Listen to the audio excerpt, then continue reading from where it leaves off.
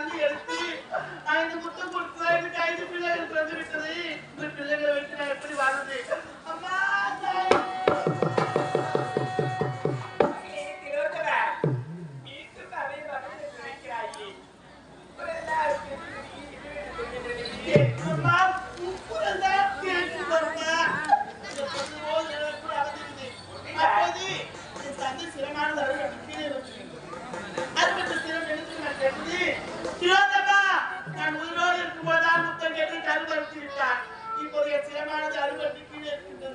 இப்போதாவது ஒரு முத்தம் போய் கேட்டான்.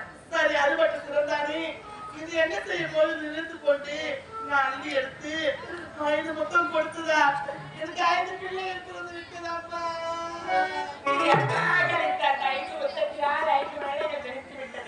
இந்த மழைகளை வாழ்வதற்கும் வழி இல்லை. பொருட்டு இருந்தால் வேண்டும்.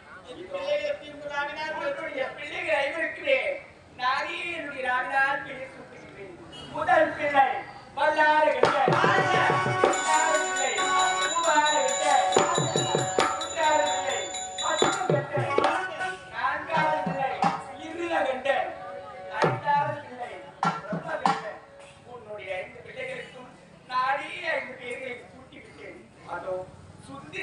சுந்தரனை அழித்த அதை போல் குவிந்து காடாக காட்சி அளிக்கிறது. அந்த காட்டிலே மரத்திலே பூவாக பிஞ்சாக காயாக கனியாக மரங்கள் தழைத்து இருக்கிறது. அந்த காட்டினை அழித்து காடால பட்டினர் ஒரு கோட்டை கல்லார கோட்டை அமைத்து ஒன்னொரு வேலைகள்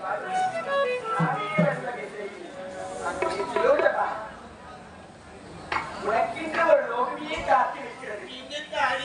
தேவலோகத்திலே தேவத்திலே அரம்பை ஊர்வசி மீனகி என்று சொல்லக்கூடிய 3 நாட்டியவாதர்கள் இருக்கிறார்கள். அங்கே 4வது நாட்டியவாதராக சென்று அந்த தேவ சபையினை பாயாக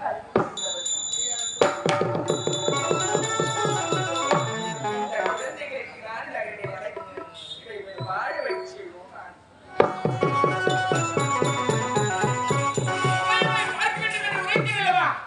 இதுவரையிலும் உமையவள் நான் கூப்பிட்ட குரலுக்கு கூக்குரல் விடுக்கவில்லை. இப்பொழுது உமையவள் எங்கதான் இருக்கின்றார்? பார்வதா, அதே ஈஸ்வரா, யாரு நீ? ஆணவம் பிடித்தவனா?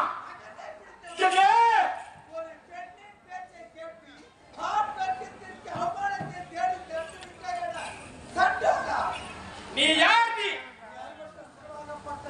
இதோ சொட்ட சொட்ட